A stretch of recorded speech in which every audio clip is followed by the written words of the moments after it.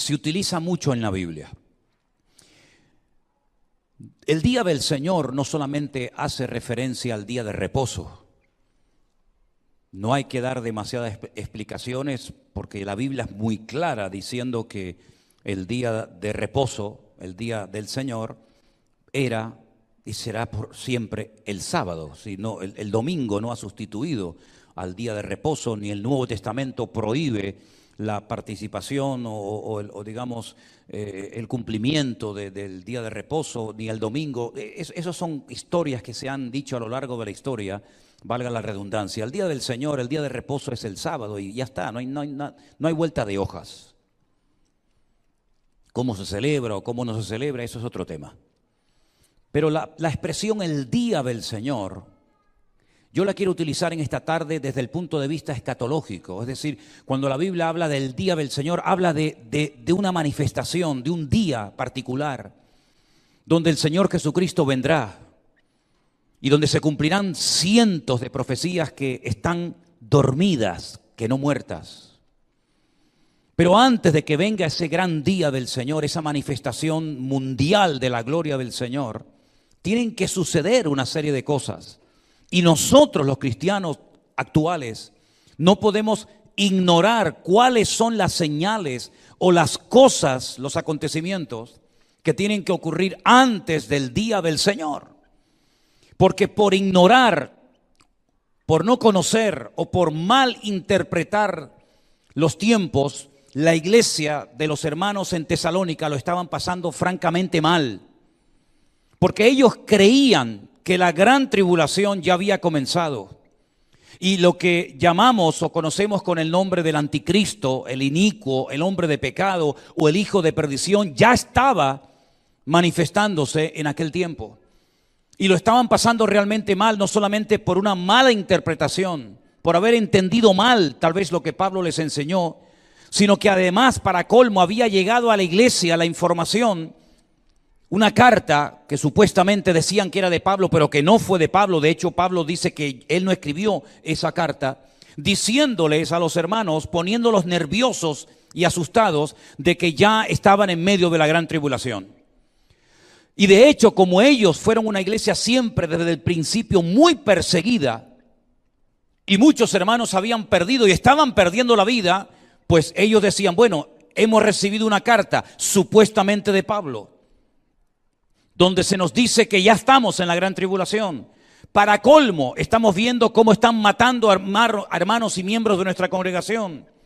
Y vemos que la vida se nos está poniendo muy difícil y muy cuesta arriba. Seguro que estamos ya en la gran tribulación. Entonces Pablo tiene que escribir una segunda carta a la iglesia. Y si quieren, volvemos a la lectura que esta tarde se leyó, donde Pablo les dice a los hermanos que no se tienen que dejar mover fácilmente de su modo de pensar, ni tenían que estar preocupados, angustiados, nerviosos, ni por carta, ni por espíritu, dice como si fuera nuestra, en el sentido de que el día del Señor está cerca. Si Pablo consideraba en el siglo I que el día del Señor estaba cerca, imagínense nosotros en el siglo XXI. No ha habido otros creyentes más cerca de la segunda venida de Cristo más que nosotros. Pablo creía que en su tiempo vendría el Mesías, en su segunda venida. Pablo de hecho estaba preparado y esperando que viniera el Señor. Y estaban viviendo con una expectativa tan grande los creyentes del primer siglo, que por ejemplo los hermanos de Tesalónica, muchos habían ya dejado sus trabajos, ya no querían ocuparse de nada, porque según ellos creían, el retorno del Señor era inminente. Por lo tanto, ¿para qué perder el tiempo labrando los campos, atendiendo a los animales o trabajando en cualquier otro asunto? Si ya viene mañana el Señor. Sin embargo, Pablo les tiene que escribir y decirle, esa no es la forma de esperar al Señor. Y les dice algo que todos conocemos y tal vez en más de una ocasión hemos utilizado. El que no quiera trabajar, que tampoco coma.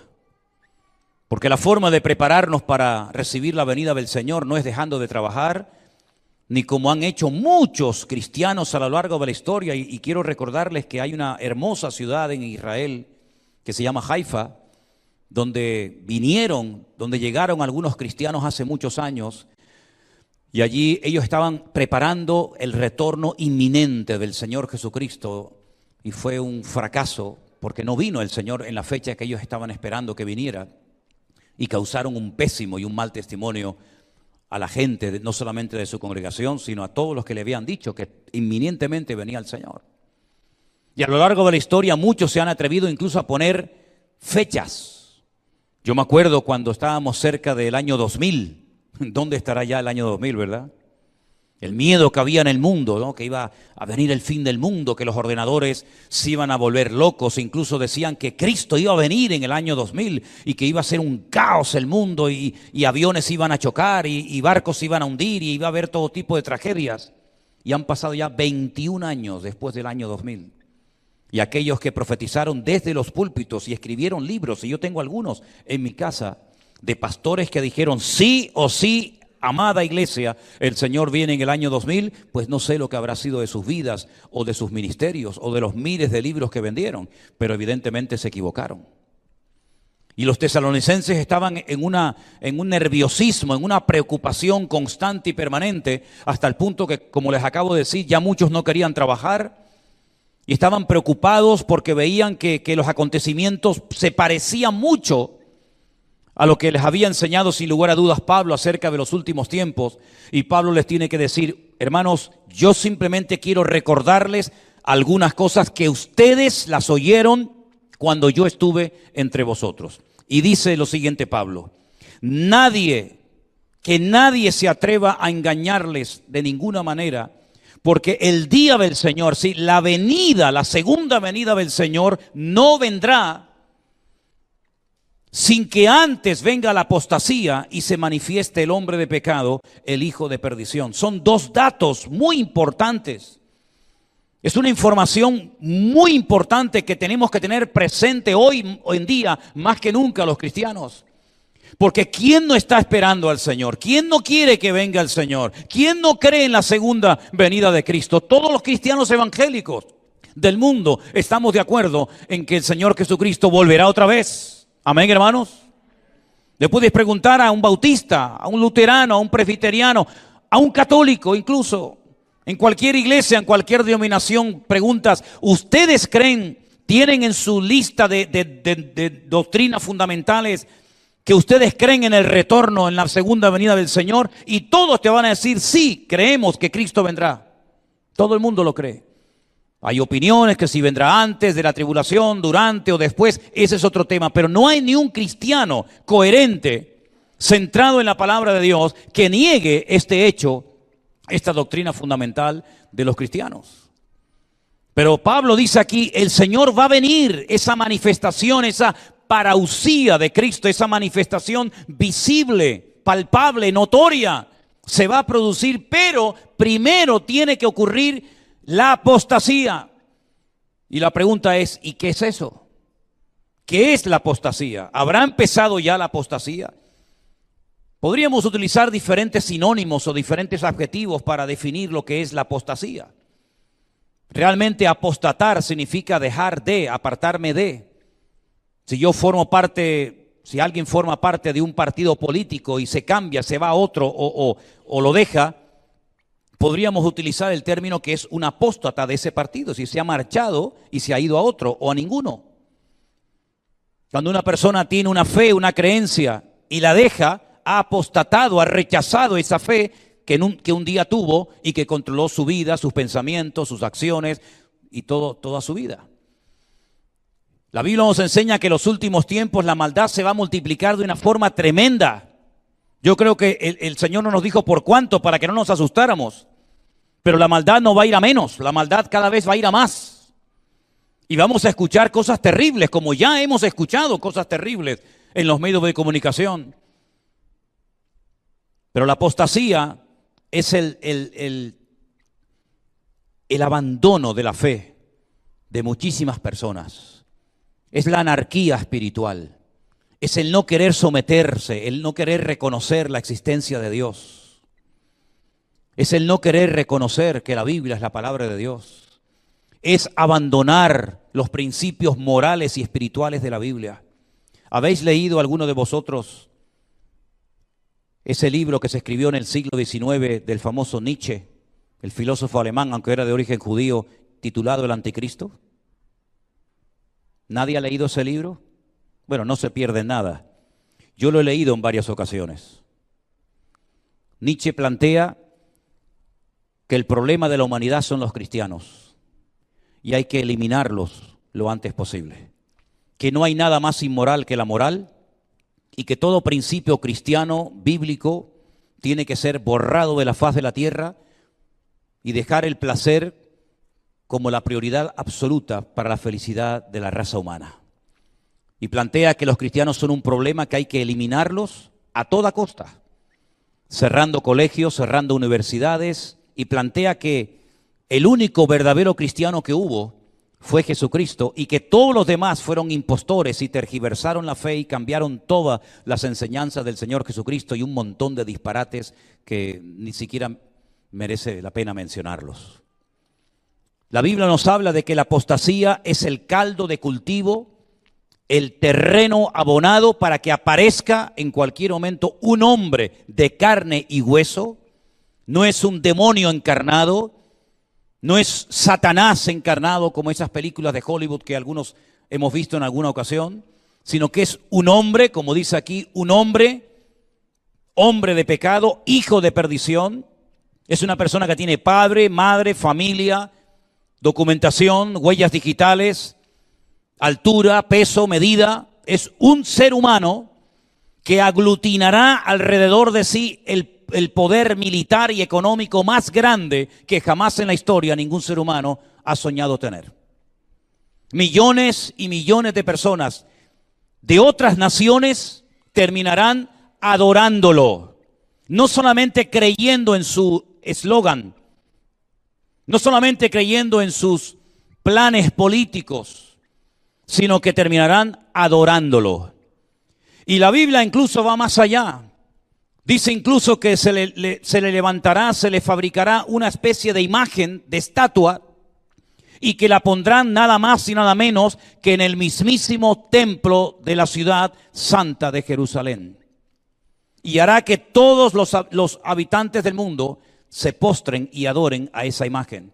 Si ustedes piensan que esto suena a ciencia ficción, si ustedes piensan que esto era algo que ocurría, por ejemplo, en la época de Babilonia, cuando el rey Nabucodonosor mandó a construir una imagen de oro y ordenó que todo el mundo se postrara ante ella y el que no lo hiciera sería arrojado a un horno de fuego. Si alguien piensa que eso no puede ocurrir hoy en día, te equivocas rotundamente.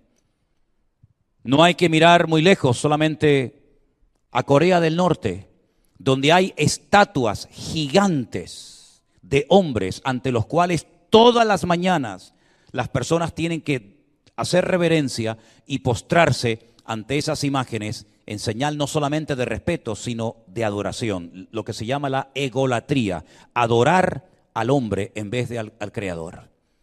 Y esto no es algo del siglo pasado, esto es algo que ocurre actualmente en un país llamado Corea del Norte. Y en los últimos tiempos la Biblia dice que este hombre, que no es un ateo, el anticristo no va a potenciar el ateísmo. El anticristo lo que va a hacer es potenciar que lo adoren y lo reverencien a él, porque él no es un ateo, él sabe que Dios existe, pero no quiere que la humanidad adore a Dios, honre a Dios, sirva al Señor, sino que lo adoren y lo honren a él. Y entonces ponen su estatua en el templo de Jerusalén, como ya los griegos pusieron una estatua en el lugar santísimo, el famoso Antíoco Epifanes, y pidió que se le adorara, y también otros ídolos, ¿verdad? Sino que además este hombre marcará a la gente como si fueran auténticos animales. Y por eso muchas personas, hablando acerca de la famosa tema de la vacuna, han tenido temor de vacunarse, creyendo que con ese pinchazo, creyendo que con esa vacuna te estaban metiendo sin darte cuenta la marca de la cual habla la Biblia, y ahora lo vemos, del famoso 666, la marca de la bestia. Pero que yo sepa, yo estoy vacunado 2 veces. La vacuna no me la pusieron ni en la mano ni en la frente.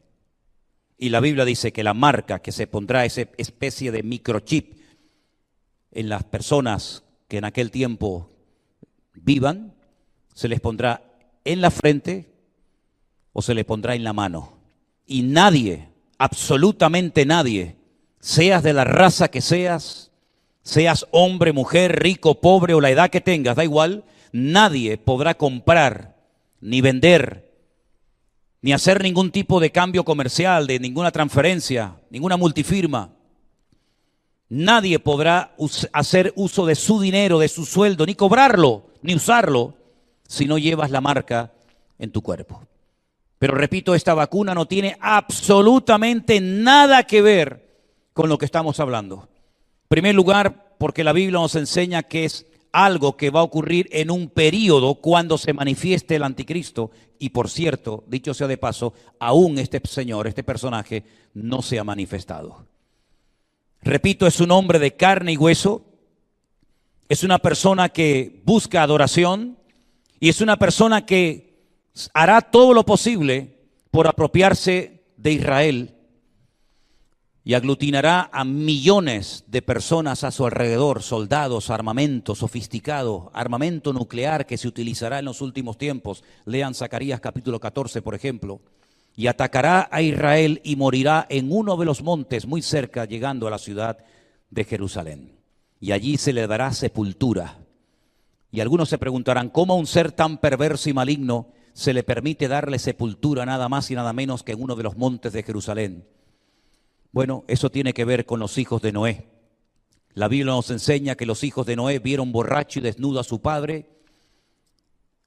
Sobre todo Can dice que se burló de su padre. Pero Jafet caminó de espaldas, cubrió la desnudez de su padre. Y algunos creen que con un detalle, por la descendencia de Jafet, se le permite a este hombre darle cobertura o darle sepultura. Pero sea como sea, es un perverso que atacará toda religión, aunque él recibirá el apoyo incondicional por un tiempo aparentemente de una macro institución religiosa cuya sede está en la ciudad de Roma.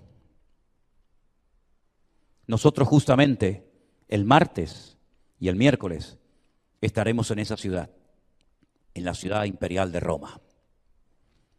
Y dice la Biblia que los miembros de esa megaestructura religiosa visten sus altos gerifaltes de púrpura. En momentos puntuales de la historia se han embriagado con la sangre de los santos, de los mártires, y se adornan con todo tipo de piedras preciosas, de oro, de perlas, etcétera, etcétera. El que tiene oídos para oír, que oiga, porque aquí hay sabiduría, como dice la palabra. La única manera de poder controlar la economía mundial, la única manera de poder controlar a las personas es marcándolos como animales. Y hoy en día existe la tecnología, no hoy en día, ya hace años, pero hoy en día más que nunca, existe la tecnología para poder saber dónde estás en todo momento, qué compras, qué hablas, qué dices. Quiero que vengan conmigo al último libro de la Biblia, al capítulo 13 del libro de Apocalipsis, donde se nos describe a este personaje que aquí Juan lo llama la bestia. Es como un animal, es una bestia, es un animal. Y el apoyo de otro personaje, más bien con una connotación religiosa, llamado el falso predicador, el falso exponente del evangelio o el falso profeta, como es más bien conocido. Dice en el capítulo 13 del libro del Apocalipsis: me paré sobre la arena del mar y vi subir del mar, y esa palabra mar significan naciones, pueblos, tribus, lenguas. No es el mar este que nos rodea a nosotros por ser habitantes de una isla. En esta ocasión y en otros versículos de la Biblia, ahora no tengo tiempo para explicarles dónde están todos esos textos, el mar representa eso, son naciones, son multitudes de personas, de entre las cuales se levanta esta bestia que tiene 7 cabezas y 10 cuernos, y en sus cuernos 10 diademas, y sobre sus cabezas un nombre blasfemo. Evidentemente, Juan emplea un lenguaje totalmente simbólico. No se va a levantar una persona de en medio del mar con 7 cabezas, con 10 cuernos. Esto es algo simbólico que hay que saber interpretarlo. Y ya lo hemos explicado en otras ocasiones, por ejemplo, en aquellas clases de escatología que di el año pasado. Las cabezas en el panorama escatológico, profético de Dios, representan siempre imperios. Recuerden, cabezas son imperios, cuernos son naciones o pueblos. Ha habido 7 imperios que han precedido al anticristo antes de que él aparezca en los últimos tiempos, y 10 naciones que fundamentalmente le apoyarán económicamente, políticamente y en todos los sentidos que lo necesite. Esta bestia dice que es semejante a un leopardo. Esta bestia dice que sus pies son como de oso y su boca es como un león. Y para uno poder interpretar y conocer por qué Juan emplea aquí 3 animales diferentes para describir la naturaleza de este personaje, pues ustedes tendrían que conocer lo que escribió Daniel en el Antiguo Testamento, cuando a través de una serie de animales el Señor le demuestra y le habla acerca de los distintos imperios que se levantarían a lo largo de la historia. Él le había interpretado un sueño al rey Nabucodonosor y le había dicho que aquella imagen cuya cabeza era de oro representaba su imperio de Babilonia, pero que después de él se levantaría un segundo imperio representado por la plata en aquella imagen que representaba al imperio de los medos persas. Y después se levantaría un tercer imperio que era el de los griegos, representado por el bronce. Y finalmente un cuarto imperio que es el de Roma, representado por el hierro. Aunque algo que la Biblia dice en el libro de Daniel es que los pies de esa estatua eran mitad de hierro y mitad de barro. Y cuando él interpreta el sueño al rey Nabucodonosor, dice que así como el hierro con el barro no pega, no se puede mezclar. Eso habla de la fortaleza y de la debilidad de algunas naciones que intentarán unirse para apoyar al anticristo. Y las 2 piernas nos hablan de los distintos continentes sobre los cuales está parada esta imagen y de la cual surgirá ese imperio que es el del anticristo, que lógicamente tendrá fin. Pero ese mismo sueño, pero visto desde un punto de vista completamente diferente, Daniel lo ve, pero con animales. No con una imagen de oro, plata, bronce, hierro y barro, sino él dice que ve un león con alas, y le dice, y el Señor le dice que ese león representa a Babilonia, su fuerza, su agresividad y su rapidez, porque no existen leones con alas, pero las alas representan lo rápido que eran los ataques de los babilónicos, que eran capaces de irse de una nación a otra y conquistarla y destruirla y despedazarla. Pero también él ve, dice la Biblia, un oso con costillas en la boca y alzado sobre una pata más que de otra, porque era la unión de 2 imperios, los medos y los persas. Los persas hoy en día son los iraníes y los medos son los kurdos, que hasta el día de hoy siguen reclamando tierra y no tienen.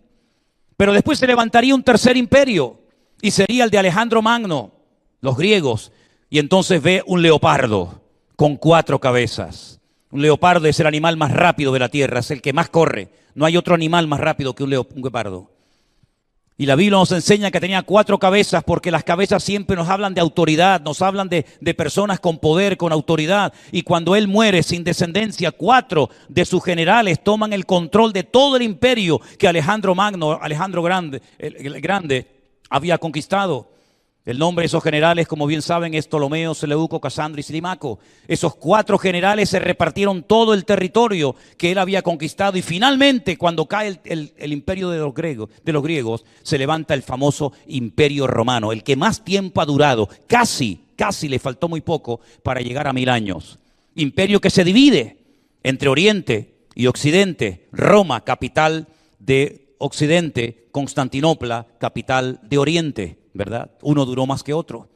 Y de esa mezcla de imperios se levanta el anticristo y dice que él es semejante a un león, es decir, tendrá características de los babilónicos, y tendrá características de los griegos, y tendrá características de los iraníes o de los persas. Es decir, será una mezcla de todo un poco. También Daniel nos da muchas características y datos sobre este personaje. Dice, no sé cómo lo pueden interpretar ustedes: del amor de las mujeres no hará caso. Interprétenlo como quieran, pero sí nos dice que pasará olímpicamente de las mujeres, y que del Dios de sus padres, al Dios de sus padres no le dará culto, sino que adorará al Dios de las fortalezas. Y el único libro en el Antiguo Testamento que hay parte en hebreo y parte en arameo es el libro de Daniel. Y esa porción del libro de Daniel, donde dice que él renuncia al Dios de sus padres, él es un apóstata. Conoció al Dios vivo y verdadero, por lo menos en la teoría, pero lo rechaza, ¿verdad? Y dice que adora a Alá Maozín, al Dios de la guerra. Eso lo dice en el libro de Daniel, en el texto arameo del libro. Alá Maozín, el Dios de la guerra. Ese es el Dios al cual él adorará. Tiene poder económico, tiene poder militar y tiene todo el respaldo de Satanás. Tiene todo el respaldo del infierno. Y uno se pregunta, ¿y cómo podremos nosotros reconocer a ese personaje? ¿Tendremos la oportunidad de verlo en televisión? ¿Saldrá algún día en televisión y nosotros los cristianos podremos reconocerlo? Bueno, la Biblia no nos dice el nombre de este personaje, pero sí nos dice el valor numérico de su nombre. Lo hemos explicado en otras muchas ocasiones, que los nombres en griego y en hebreo, las letras equivalen a números y los números equivalen a letras, porque son idiomas alfanuméricos. Y dice Juan, aquí hay sabiduría, el que lee entienda que el nombre o el número de la bestia o de este personaje nos da la cifra de 666. Es verdad que ha habido otros personajes terribles a lo largo de la historia que también coincidían su valor numérico con la cifra 666, pero ha muerto y nunca lo colocaron su estatua en el templo de Jerusalén. Y es interesante porque el apóstol Pablo dice que él se sentará en el templo de Dios haciéndose pasar por Dios. Y en aquellos tiempos, cuando Pablo escribe, antes de que finalice el siglo I, el único templo de Dios erigido en el mundo era el templo de Jerusalén, que después fue destruido por los romanos en el año 70. Y hasta el día de hoy, ese templo no se ha vuelto a levantar. Todos los días, miles y miles de judíos, millones de judíos, en todas partes del mundo, oran, piden con toda su alma y con todo su corazón que el tercer templo de Jerusalén sea reconstruido para volver otra vez con sus sacrificios, con sus ofrendas, para que los levitas, los sacerdotes, vuelvan otra vez a oficiar en ese templo. Pero la cruda realidad es que hoy por hoy en ese lugar no hay templo, hay una mezquita musulmana llamada la mezquita de Omar, cuya cúpula es, algunos dicen que de oro, y que cubre una piedra enorme que la consideran el centro, el ombligo del mundo, desde donde Dios creó el jardín del Edén y creó todo el universo, y piedra sobre la cual el patriarca Abraham subió a ese monte Moriah y puso a su hijo Isaac atado para sacrificarlo. Es un lugar muy importante donde hay una presión espiritual brutal como ustedes no se pueden imaginar.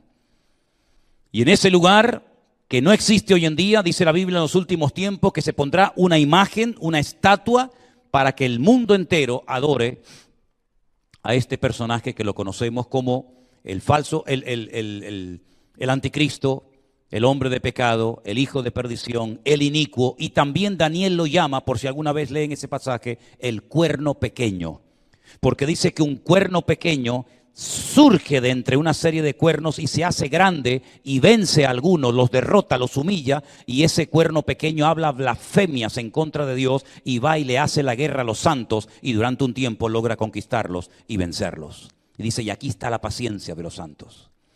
Es decir, que el mundo tiene que saber, por lo menos los cristianos, lo que se avecina, queridos hermanos. Nosotros, por supuesto, tenemos la plena confianza y nuestra fe absoluta y completa que nuestro Dios es el que tiene todo el control de toda la historia de la humanidad, del pasado, del presente y del futuro. Pero eso no significa de que nosotros tenemos que estar con la cabeza escondida bajo tierra o asustados o temerosos como estaban los hermanos de la iglesia de Tesalónica porque habían malinterpretado lo que el apóstol Pablo les había enseñado. En otras palabras, hermanos de Tesalónica, creyentes de toda la historia de la humanidad, estamos esperando al Señor Jesucristo que venga, pero no va a venir hasta que se manifieste la apostasía y el hombre de pecado, y hasta que esas dos cosas no sean notorias y evidentes, de tal manera que podamos decir con la boca bien llena: ya está el anticristo, ya se ha manifestado el anticristo, ya está la apostasía en el mundo, Cristo no va a poder venir. Por eso, ¿cuántas veces se han dicho cosas como diciendo: el Señor puede venir ahora mismo? Yo les voy a demostrar en esta noche, a las 8:15 de la noche en las Islas Canarias, que cuando termine el culto de hoy, el Señor Jesucristo no ha venido. Si termina el culto y nos vemos allá en la gloria, porque vino el Señor, allá arriba tendré que pedirles perdón. Pero les demostraré en esta tarde, de una forma contundente y clara, que cuando termine esta reunión y cantemos la última alabanza y probablemente recojamos la ofrenda, todavía estaremos aquí en esta iglesia y el Señor no habrá venido. ¿Me entienden lo que les dije? Porque el Señor Jesucristo dijo que el día y la hora nadie lo sabe, pero Él dejó una serie de señales. Y conociendo las señales de los tiempos, siendo entendidos en las señales de los tiempos, podemos saber cuánto tiempo falta para que retorne el Señor. Y todavía quedan algunos detalles, no muchos, pero todavía quedan algunos detalles muy importantes para poder decir: ahora puede venir el Señor si quisiera, pero hoy no va a venir el Señor. Y ustedes dirán: ¿y hermano, y si viene? Bueno, pues si viene no pasa nada, nos vemos allá arriba. Amén, hermanos. Nos vemos allí, no se preocupen.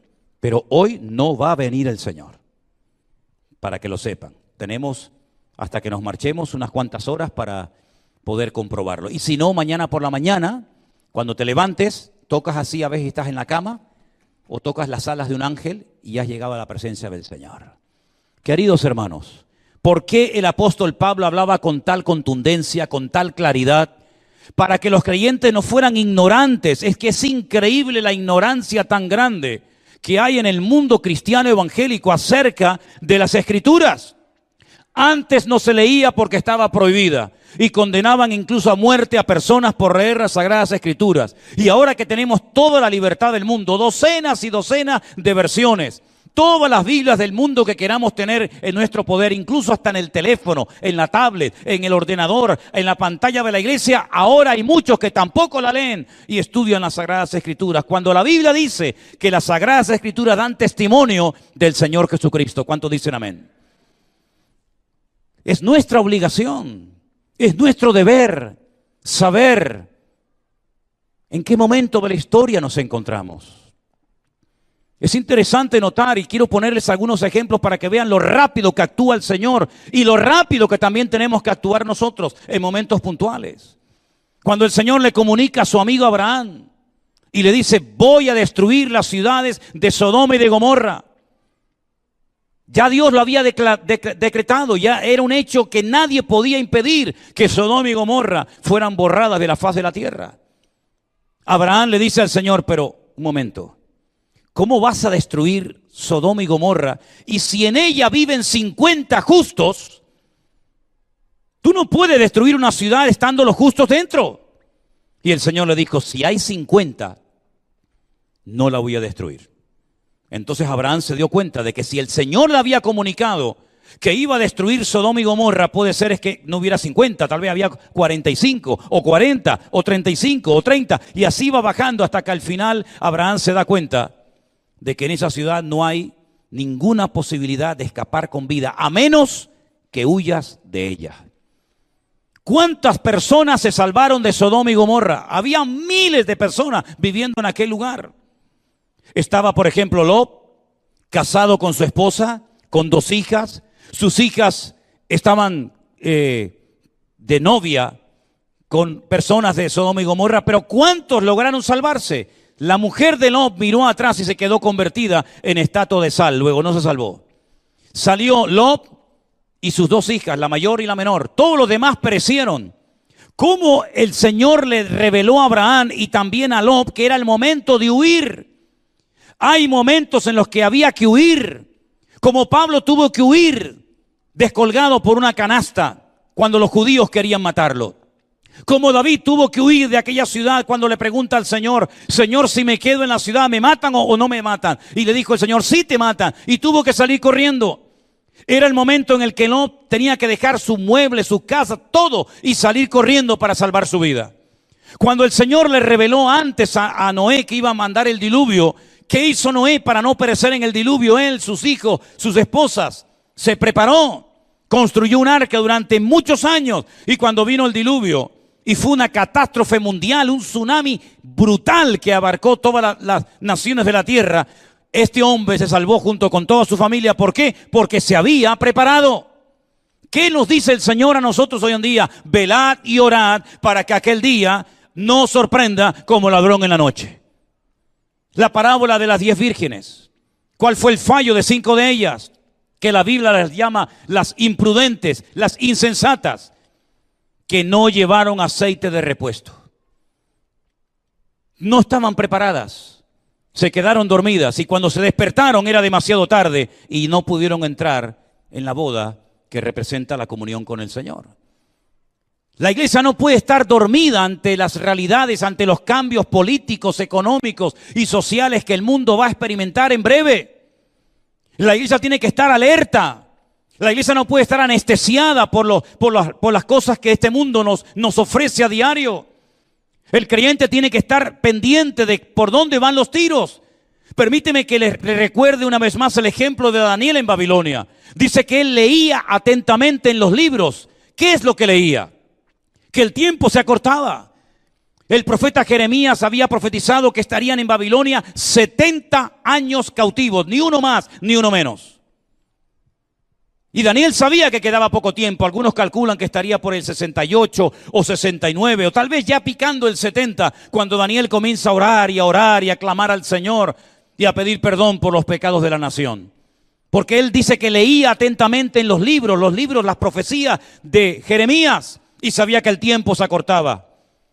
Por eso dice la Biblia que los profetas buscaban y estudiaban diligentemente en los tiempos, ¿verdad? ¿Dónde estaría el Mesías? Si había nacido, si no había nacido, si era este, si era aquel.